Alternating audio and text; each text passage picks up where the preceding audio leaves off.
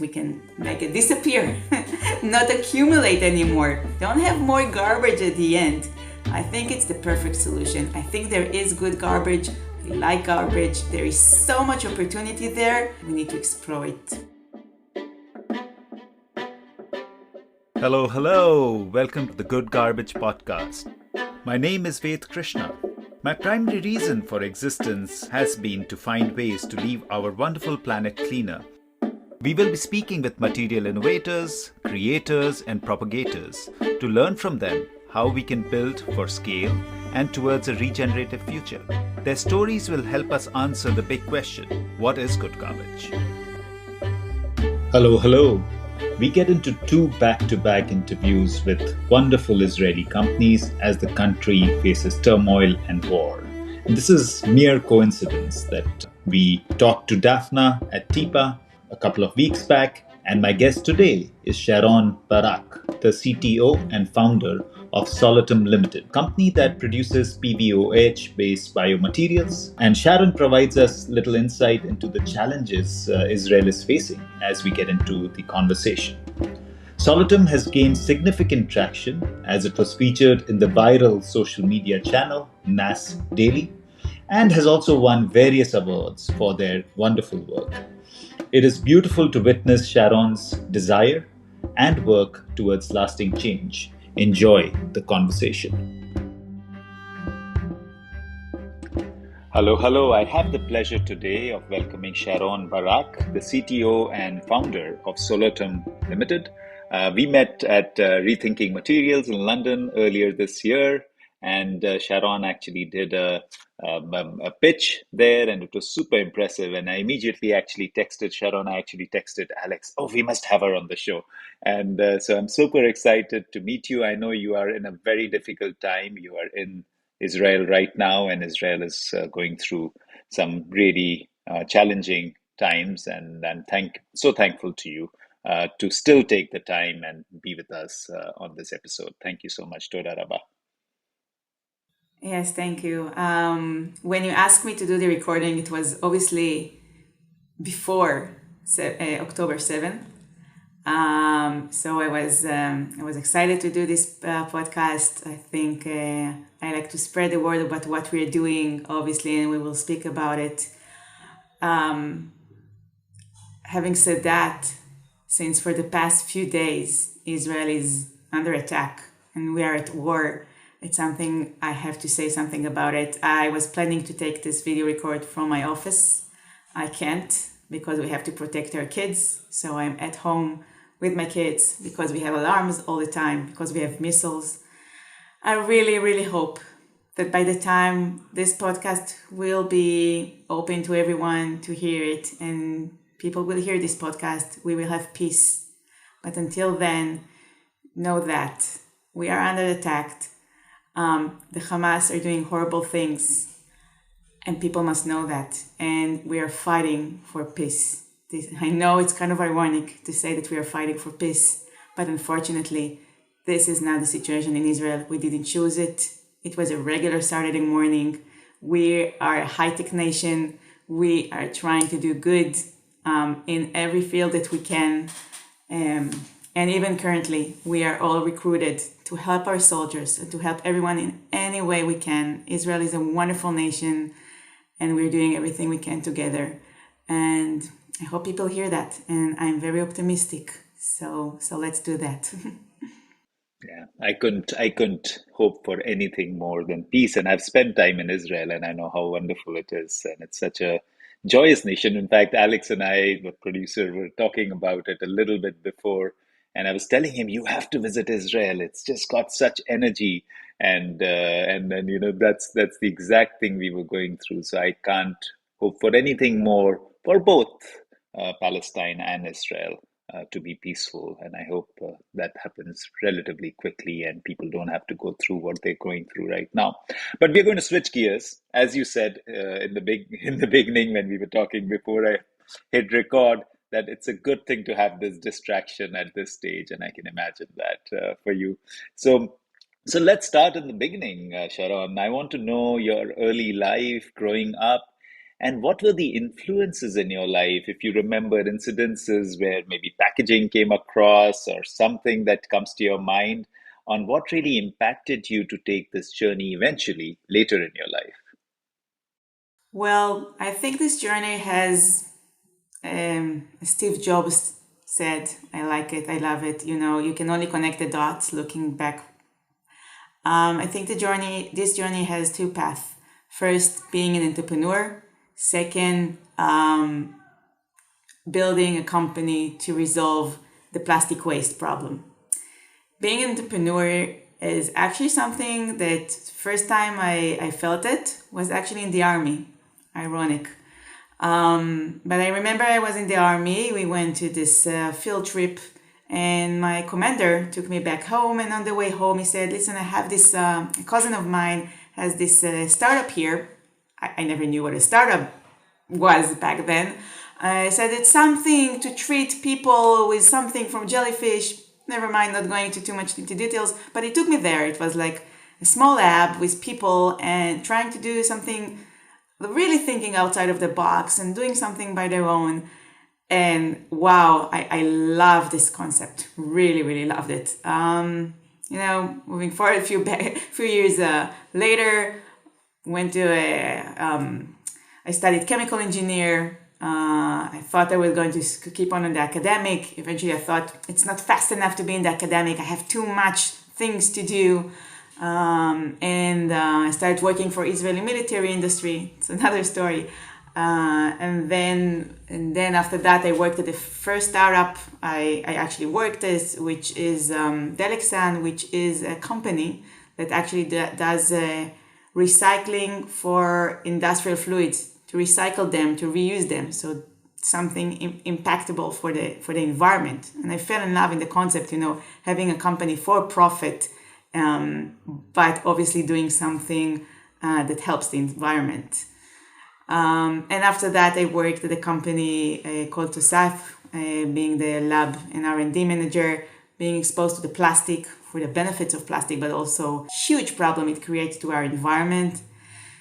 So combining the two things together, my path of wanting to be an entrepreneur and wanting to do something for the world, something that will contribute to the world, it hit me that I want to solve the plastic waste problem. Minor problem, minor thing to do. And yeah, didn't know much how to do it. I know I worked at a startup. I'm from Tel Aviv, so all my friends have their startups. You are Yeah. the startup nation. This is what they do. So I said, okay, I'm gonna do it, and this is how I started. I actually remember a specific scene where I sat outside with my life partner, and I saw this bag flying outside. I looked at it and I said, I still worked at the plastic company, and I told him, listen, this is very terrible. I mean, someone needs to do something about it. And he looked at me and said, well, you're a chemical engineer. You should solve it out. So I literally, and this is what I'm doing since. Before we switch to Solutum and the details of that, I want to pick out two more things that are in your career chart. You worked with the El Al Airlines, and I think why I mentioned that is because I always feel that airlines also end up using so much of disposable single-use plastics. I know that you were not in the aircraft, but still, did that at all have an influence? And the second thing I'm just totally intrigued by is your career in pyrotechnics when you were in the army. So what was that about? So those two things will be great to hear before we start getting warmed up for Solutum. So regarding Alal, no, unfortunately, I wasn't aware. I was about 20 years old. I wasn't aware of the environment too much, unfortunately.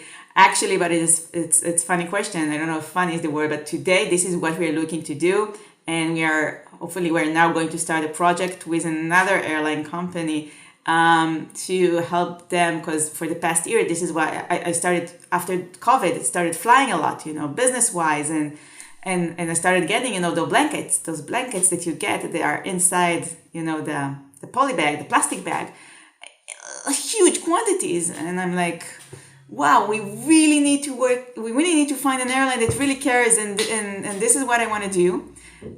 So this is my mission for this year, actually to work with their airlines to switch this bags, because it's the plastic bags, because it's just terrible, and it's relatively easy to do with our product. So why not? And regarding being a pyrotechnic engineer, that actually has some to do with what I'm doing now, because we will start speaking about maybe Solutum and a little bit about our technology. But basically what we're doing is we develop this material that feels and looks like plastic, but in the end, once it comes in contact with water, it actually dissolves in water and biodegrade. So it's great, if some of you saw me in London, I actually did a demonstration on stage. I put our plastic inside water, and it dissolved, and after it totally disappear.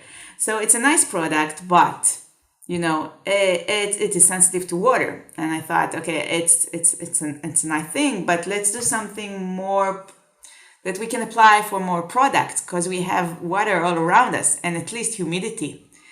And this is related to what I did in Israeli military industry, in a way that over there we had to create those metrics of materials to control different kinds of properties of the reaction by only mixing materials. And I thought, okay, if I can control the reaction, I know the methodology how to do it.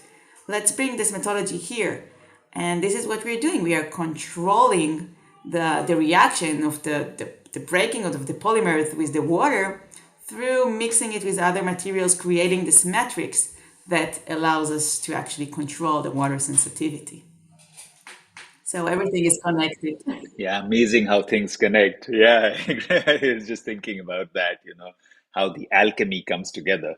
Uh, but you mentioned that, you saw this plastic bag flying, and we all do, but taking that idea and then transforming it to becoming an organization and putting your life into it probably has a lot of steps in between. So so how did that transformation of Sharon, the woman looking at a bag flying, and of course many other things, I'm sure, happen to take you to Solutum? And then why did you choose this particular chemistry? You could have chosen many, and as you're saying, you're still kind of transforming that. But we'll get to that. But tell us about how Solutum happened. It's a long story now. But basically, so first of all, yeah, so first of all, I remember, seeing the bag and everything. And then and then I started looking into the internet a little bit to understand what we are facing with. I do want to say that ignorance is a blessing, because since then it's terrifying.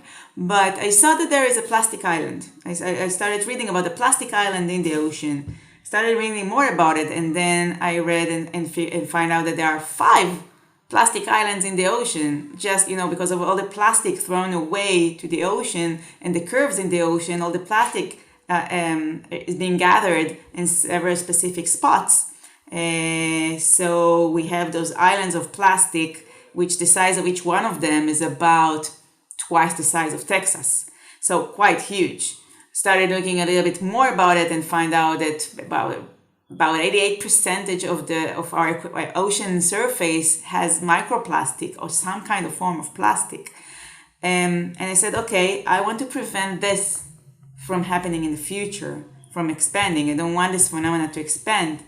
And this is why I thought of a mechanism of how our materials can actually disappear in water. This is why we chose this kind of chemistry. I started to look into it and learn about polymers that can dissolve in water, and if we can make something from them that is the same as plastic. And then, as I said, to understand how to control its sensitivity to water to actually make several different kinds of products from them. So this is how the idea and the technology started, actually. So that's for the technology, but of course, there's a whole business that gets formed. And like you said, you had the entrepreneurial instinct, but actually moving from a job to actually doing something on your own, I'm sure was challenging. And, how did that courage appear? Apart from you being an Israeli, you are all courageous, but, but, how did that happen for Sharon? And how did you decide that okay, you're going to venture out on your own and really try and solve this problem? I'm sure there were, again, in an entrepreneurial journey, there's always hills and valleys, right? So how did that transform and get to creating a company and taking it forward? To tell you the truth, at the beginning, I knew nothing. I remember, living in Tel Aviv. So as I said, many people around us are actually entrepreneurs and have startups. I started going to this pub in my neighborhood, and every Wednesday night they had this lecture. They brought someone from a VC or entrepreneur from a startup or someone related, and they started talking about their journey and some tips for entrepreneurs, and it was wonderful because I started learning the language. I didn't even know the language of how to build a business. What is a startup? What is an investor? How do you speak with them? So this was actually how I started learning, and because I came to this pub every Wednesday, I started making friends in this pub because we were the same people all the time. So I started learning through them about a startup, and some things actually just happened. Some things are some things I'm working on, and some things just happened. For example, one night I remember in this pub, I decided to ask a question, and I asked the partner from the VC, how, I don't even remember exactly what was the question. I told him what was my idea is about, and maybe how to start the business plan. And he had this answer. But what happened is there was another investor in the audience who came to me after, gave me his business card, said, "Listen, this sounds amazing. Give me a call." And this is how I started actually talking with investors, learning it one by one. This is about this. And after that, obviously, I learned the methodology and started actually applying to specific investors and learning about it. At some point, I also had a great mentor that helped me and helped me also in this field. So that was about this. And actually being an entrepreneur, I don't know, you probably saw the movie Ocean 11, right? Yes, I have. So at the beginning of the movie, when he wants to to rob the bank, he said, "Okay, I need to understand who I can work with." So he has this, his notes, and he said, "Oh, I'm going to call Donnie for this. I'm going to call this." This is exactly the same. I said, "Okay, how am I going to start it?" And I started getting all my notes from people I knew. And so I said, "Okay, this is a genius girl that I studied with. I need to call her to see if she can join me. This one I know from the plastic industry. I need him to join me." So this is how I started building a list at the beginning so I can find my first people that will join me, actually. That's wonderful. I'm sure lots of people listening to you will get motivated and directed on how they should start to start on their journey. So of course, now jumping into the product itself, it's amazing that what it does. But what? Tell us more about the technology. How does it work? What is the base material? What do you use, and then how do you compound to create what you create? I don't know how deep to dive into the chemistry because I'm guessing, I don't know how many chemistry degrees we have here. But in any case, the basic material, the name of it is polyvinyl alcohol. Everyone can Google it. It's a material that we learn how to make from this polymer the process to process it to plastic product. It's a polymer that is very, very sensitive to water. And as I said, we started building the protection layer and to understand what is compatible with the material in order to actually make this material less sensitive. To make so this is the basic chemistry, to take polymers that are sensitive to water, to work through them, to make them, first of all, plasticize.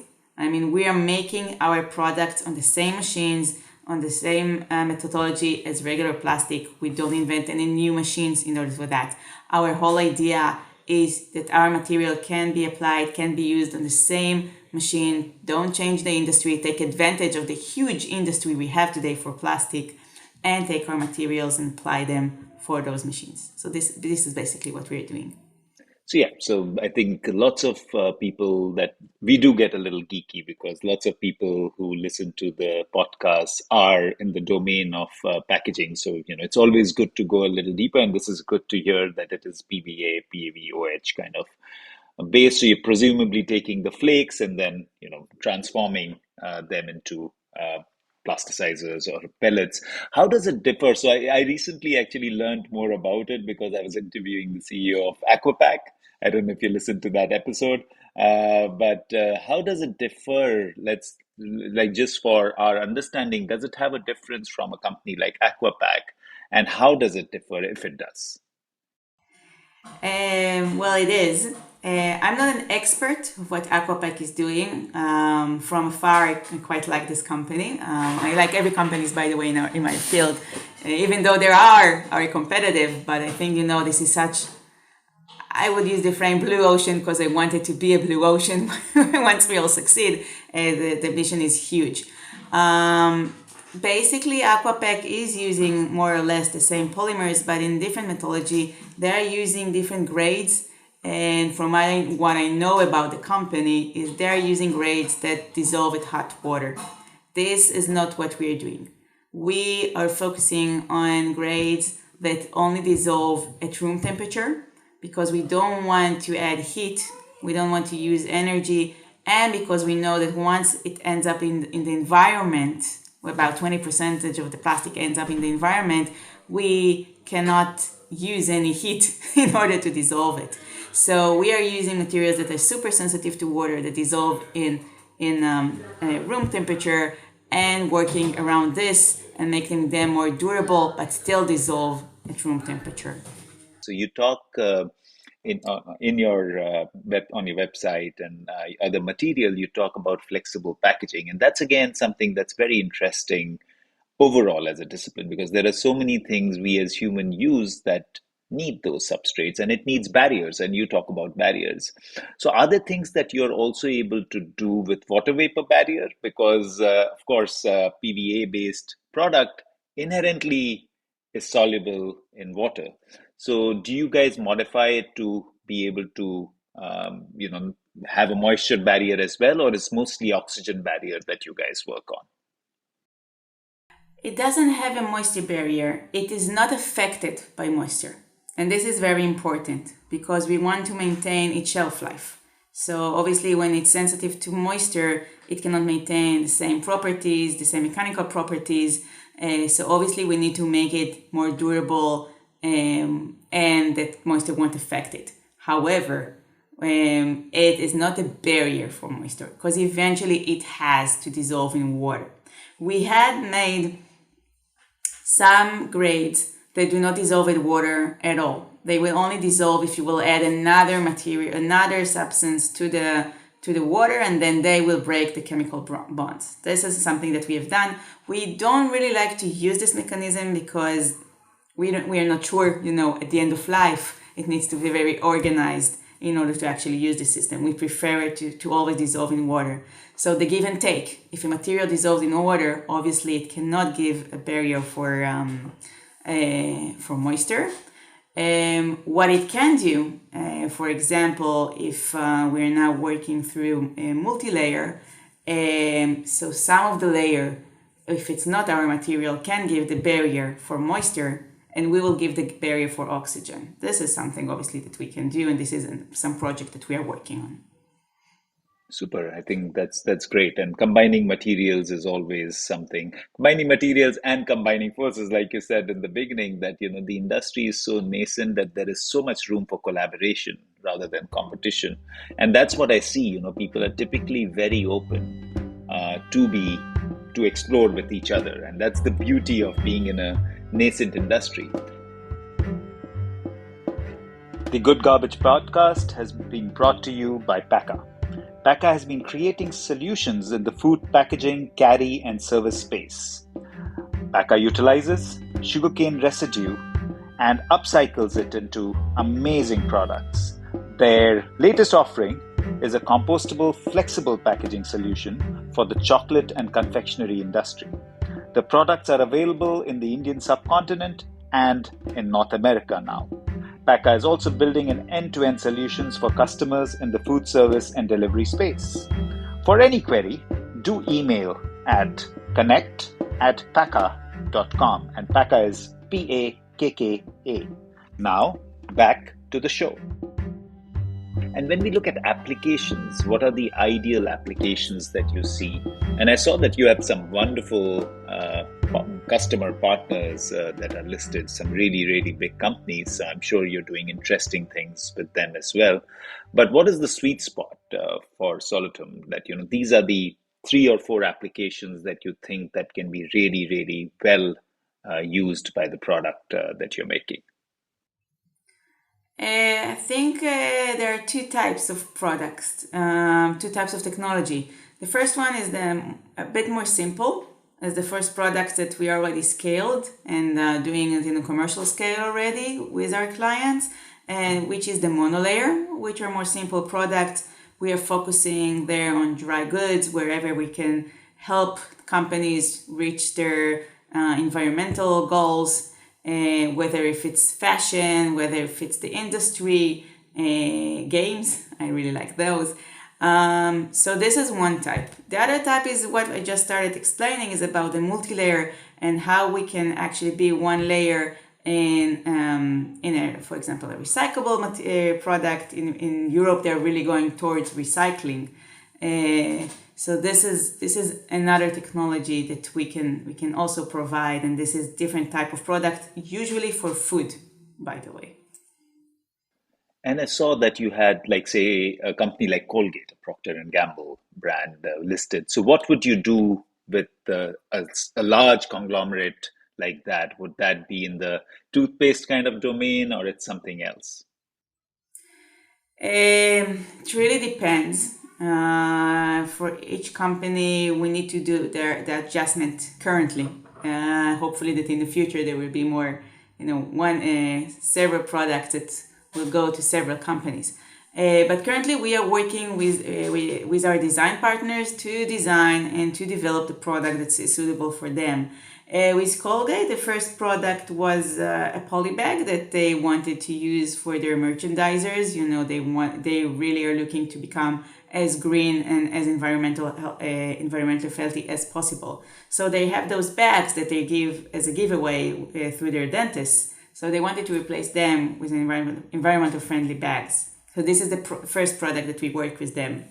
And now they have a challenge how to make the toothbrush packaging more environmental. So we're trying to see how our material can do that as well.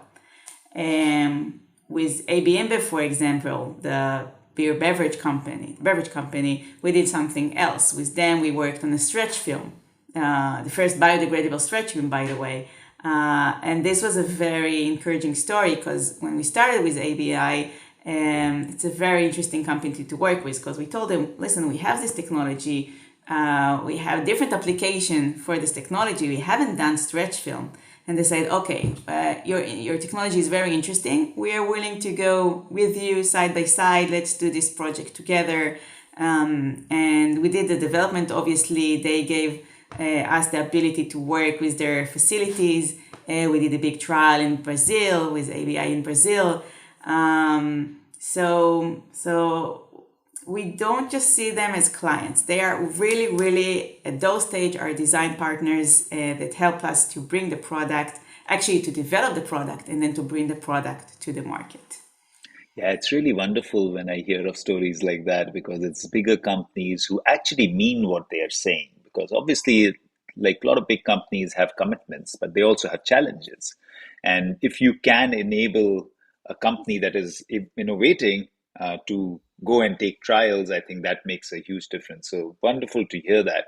When you look at the basic substance like a bag, which is something that can be created so well from a substrate like the one Solutum is creating, and I look at the application of, say, a grocery bag, does it really get impacted if I'm carrying a grocery bag made by Solutum in rain?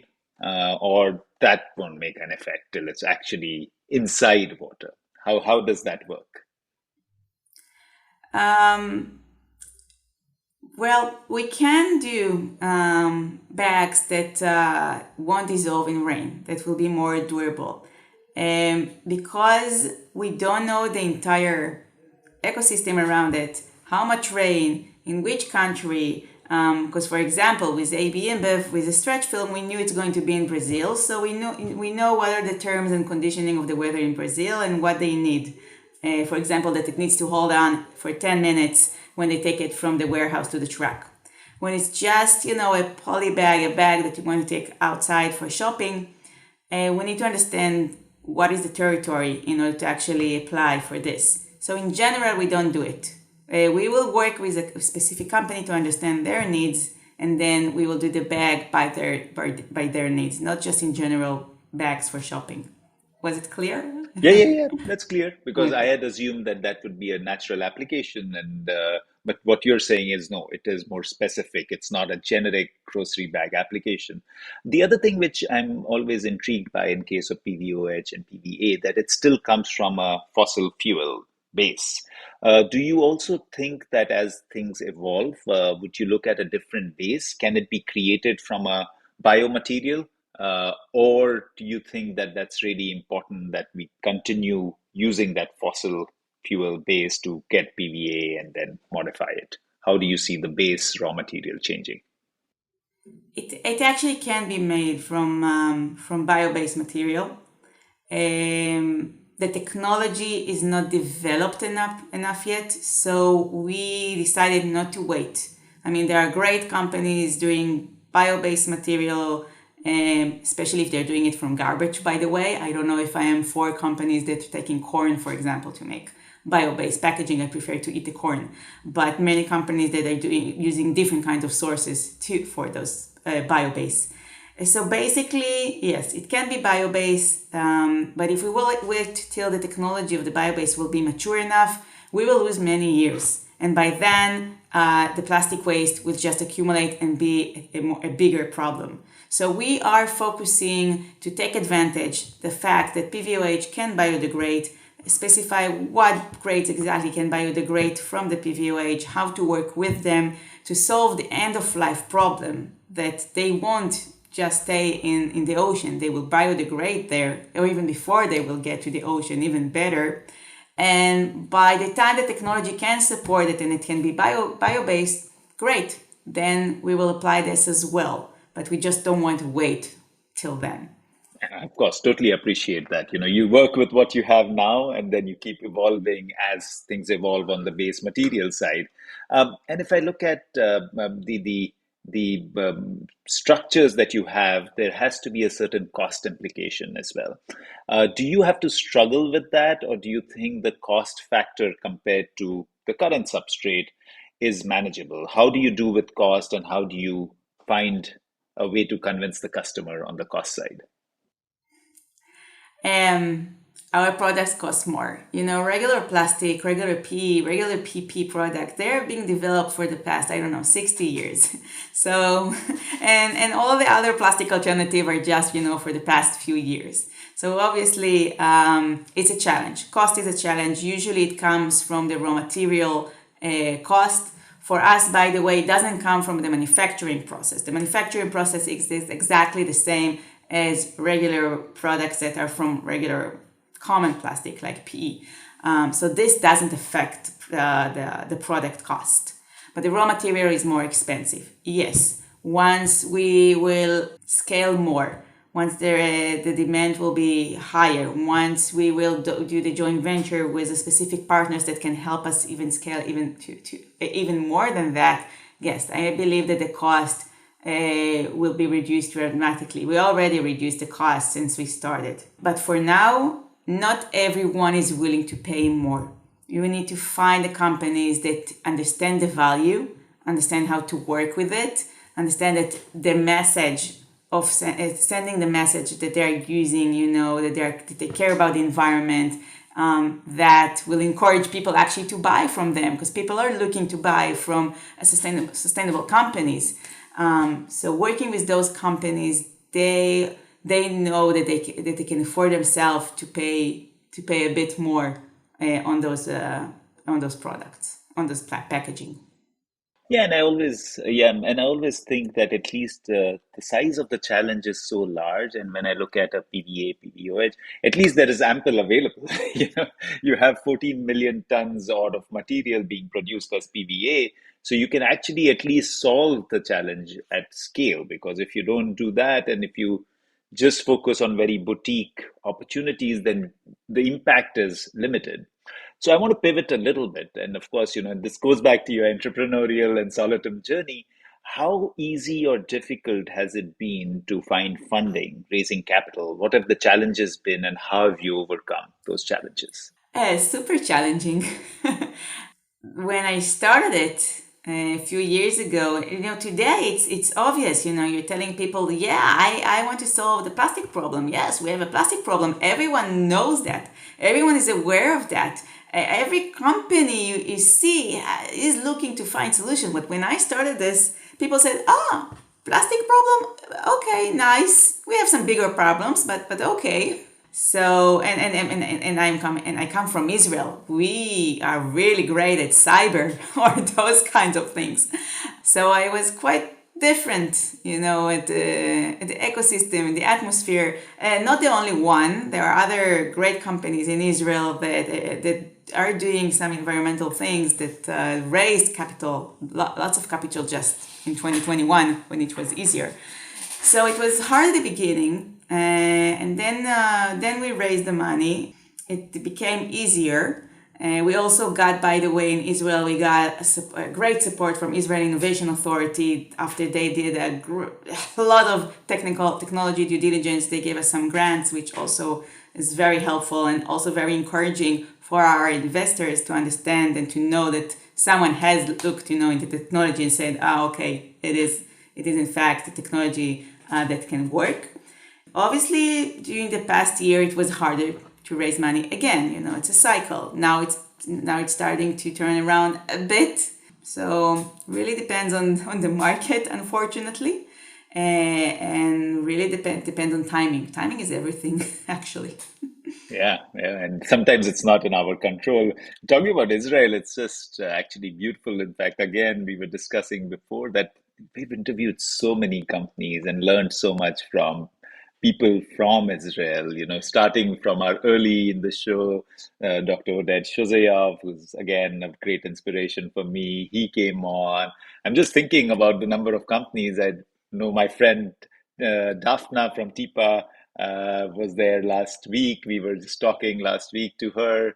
There is Melodia, there is UBQ, all these amazing people, and you just have this ecosystem where so many interesting ideas are being developed. So it's always a joy to see the number of Israeli companies that are coming out with interesting things. And that takes me well to, you've won a couple of really great awards. And the one that I could see was LG Life's Good Award.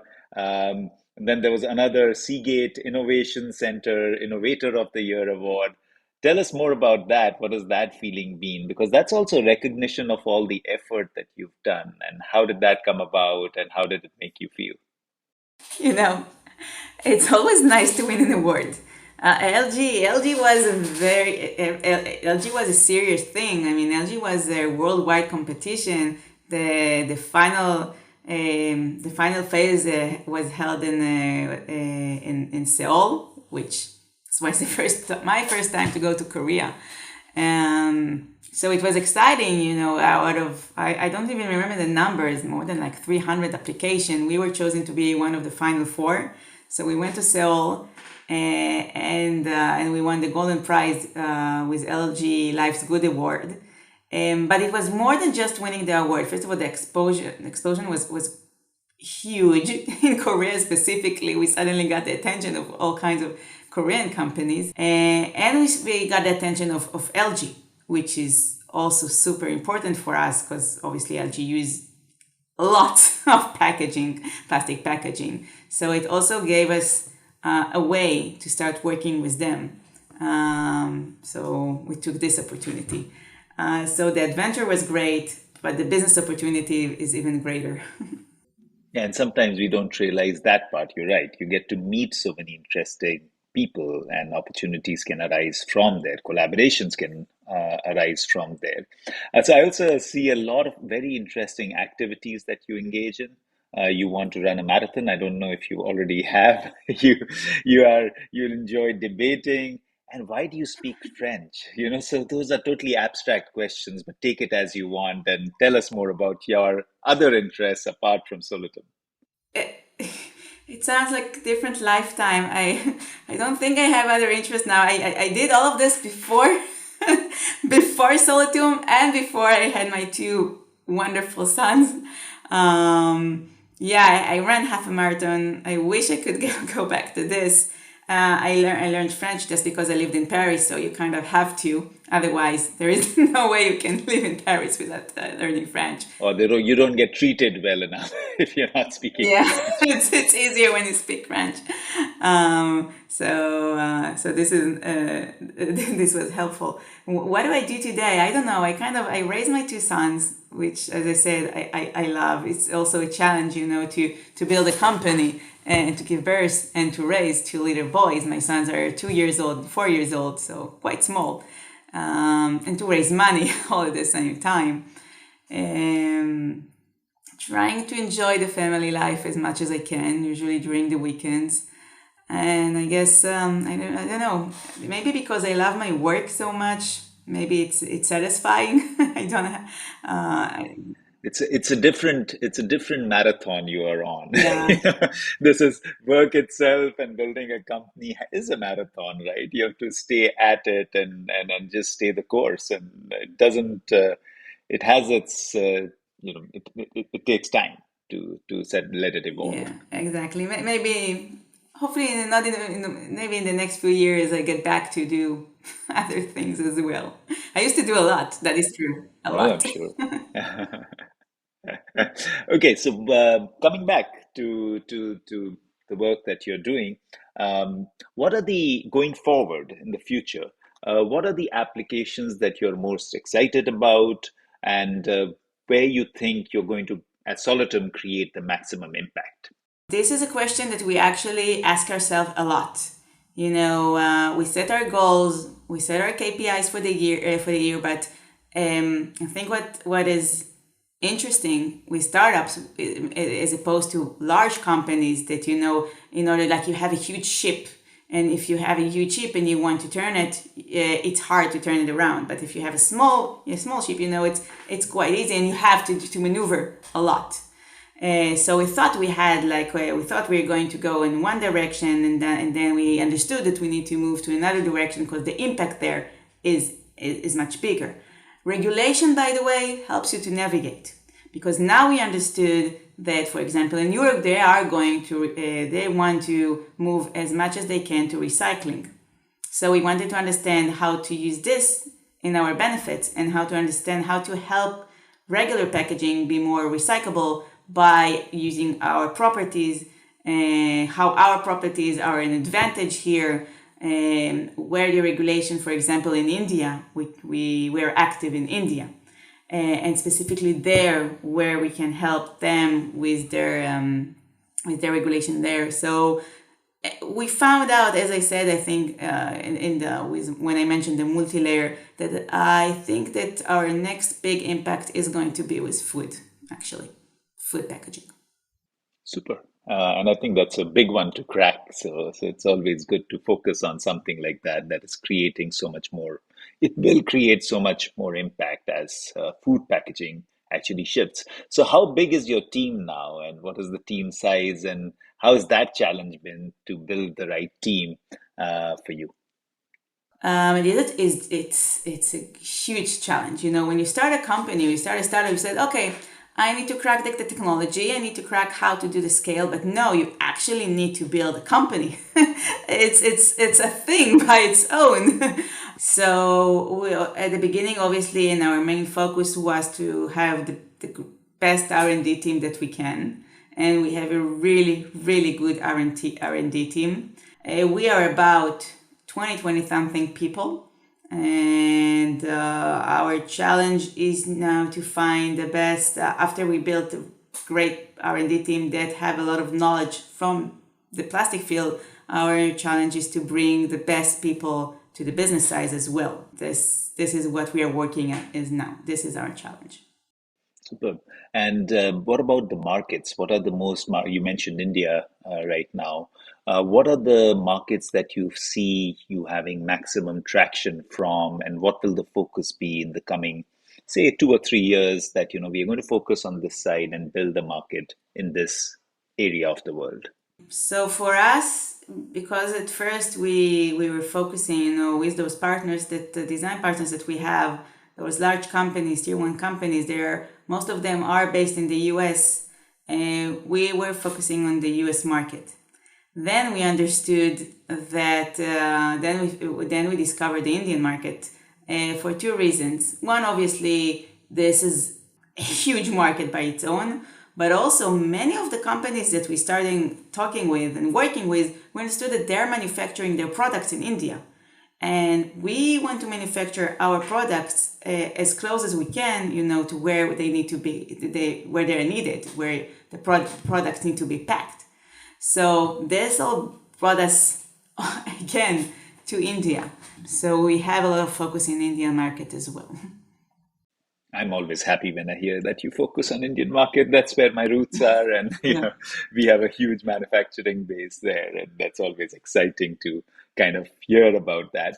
So you've built a company and are slowly gaining traction. There are younger people who want to enter business and want to enter impactful business. What is your advice to them? What should they think about and not think about? And how should they go about the journey of becoming a strong and effective entrepreneur? And how do you attract them to our industry? That's more of a selfish interest. But those two things, how do they grow as entrepreneurs? What is your advice to them? And how would you say that why should they join our industry of sustainable packaging? Well, you have to be very strong. I mean, I know that people are saying that this is a roller coaster, but people need to understand it's not just a roller coaster. It's a roller coaster when most of the time you're kind of down. The peaks are very, very few. They are great. I mean, the peaks you have as an entrepreneur are something else, but most of the time you don't have them, and you need to stay very, very strong. Because when you have a success, everyone is happy with you. But when you fail or you have obstacles, which you have plenty, then you're kind of by your own. People will blame you and you need to figure out, how to work it out. So you need to stay strong. And one of the ways, by the way, to stay strong is to have a great ecosystem, to know other entrepreneurs. That is super helpful, because inside our groups, we, outside it's like Instagram. Outside everything seems wonderful. This one just raised this amount of money. This one is working with this. Everything looks super shiny and great, but it's super hard, and everyone has its own problem. So inside our group, we can be very open. We can talk about it, which is very helpful, and then we can actually get the help we needed. If we need something, we just ask, and people just help you. So this is one of the advices I really, really recommend. Find and build your ecosystem. It's easier than you think. It's much easier than to build a company, is to find people that will help you. Actually, people do want to help, really. In the extreme, again, sorry, I just remember again where I live now in the situation here. But the ecosystem here, if someone needs something, all of a sudden everyone is all around it. And then you have this group doing this, and then you need something and you find people that will help you. So building an ecosystem, super important. It will help you be resilient much more. And second question, how to bring those people into our field. I mean, we're doing one of the best thing out there. Green tech is a thing now. Okay, people understand now that they want also to do good. And inside the green tech field, I know that there is carbon capture and every other great things that are out there. But we are doing something that you can actually feel. You can actually see the product. It's super exciting. You are you are planning something, you are scaling it, and on the other side, suddenly you see a product that eventually works. I mean, I don't know. For me, it's exciting to see it. You see the production of it. You understand. You can feel that you did something that helps. You see the product. You know it's a good product. I think it's the best thing you can do, actually. That's the perfect pitch. I hope that we attract a lot of people after listening to you. Yeah, and you're right about ecosystems. In fact, I am part of, I don't know if you've heard of Entrepreneurs Organization, EO. That's a pretty good organization, and I that has a program called EO Accelerator, and it actually creates exactly what you're saying. They enable companies which are just starting up to become part of it, and they help you accelerate with a lot of mentoring to go at least, and their mark is pretty low in terms of turnover, and they say they'll take you to 1 million, and then you can go into the main EO kind of an idea, which is pretty good, to have so many people who can mentor you and you can reach out to them. And exactly what you're saying, that makes such a huge difference to an entrepreneur who's starting out, and you had the support of others, and I'm sure people who are starting out will need the support. So I'll definitely encourage reaching out to organizations like that. So coming back to Solutum, and if you think about Solutum in the next, say, 5 to 10 years, whatever timeline suits you, how do you think of scale? What is the impact that you would really dream of Solutum to have in the next between 5 and 10 years? How do you see that? And if there is a number in your mind that this is the millions of tons that you want to replace, what would that be? Wow, in plastic, in order to have an impact, you kind of have to manufacture a huge quantity, a huge quantity. I mean, really. How much plastic are we manufacturing? Like about 400 million tons of plastic? Oh, no, no. 8.6 billion tons of plastic every year, out of which 5.7 billion tons is single Yeah. use, which is what you and I are working on. But that's 70 odd percent of it is 12 to 15 minutes of usage, 5.7 billion tons. Yeah, so for us to actually have a true impact, this is what we are working, and this is where I see ourselves in. I hope that even less than 5 years, but 5 years is a great number. Let's take the 5 years number. To work with at least 1 to 2 big, huge company like energy company that most of the energy company are actually the polymer the company that actually the polymer manufacturers. To work to have a joint venture with those companies into strategic territories, and they will help us to scale. They can help us take this technology to a whole new level, and that is actually a realistic way to see how we can take our technology and to scale it in large quantities, to joint venture with someone who has the ability. And yeah, we talk about numbers. We need to be at least a few percentage in the next 5 years from this number in order to do a truly big impact, actually. Superb. And that takes me well to my final question, which is always exciting for me to hear. What does good garbage mean to you? Good garbage. I love it. Good garbage, I think, is it's funny, it's a short story. When I understood that this is what I wanted to do, I wanted to be an entrepreneur, and I wanted to find a solution to plastic. There were two paths for me. One is to go for recycling, and I thought you need to understand how to recycle all of your garbage. This is the way to go. The other one was to find this technology aspect, how to make plastic from something that will biodegrade. My dream is eventually to combine the two. I think we have so much garbage. To take advantage of this garbage to make the product from the garbage and then we can combine it with the fact that we can make it disappear, not accumulate anymore. Don't have more garbage at the end. I think it's the perfect solution. I think there is good garbage. I like garbage. There is so much opportunity there. We need to explore it more. Toda Rabba, Sharon, this has been such a delightful conversation to learn about your entrepreneurial journey and how you're building Solutum. I'm not saying that right. Solutum, you know what? I tell you a secret. Solutum. Not that's a secret. Yes, Solutum please. is dissolving in Latin. This is the meaning of our Oh name. wow, nice. I thought it comes from solution. So yeah. No, So most I people I do. was thinking it has Yeah. to have something dissolution. Yeah. So that's good. Good to know Yeah. that. Um, Dora Rabba, thank you so much for being here because I know it's such a difficult time for you, and I know that you just said so kindly in the beginning that this is going to be a good distraction for you. I hope it was. That is definitely my hope, and I really really pray and hope that things stabilize really fast and your wonderful nation is back on its feet and doing so much good for this world. Thank you so much for taking the time and being on the show. Thank you for having me. Thank you for listening to the Good Garbage podcast. Follow us on social media to never miss an episode. Links are in the description below. I'm your host, Ved Krishna. See you next time.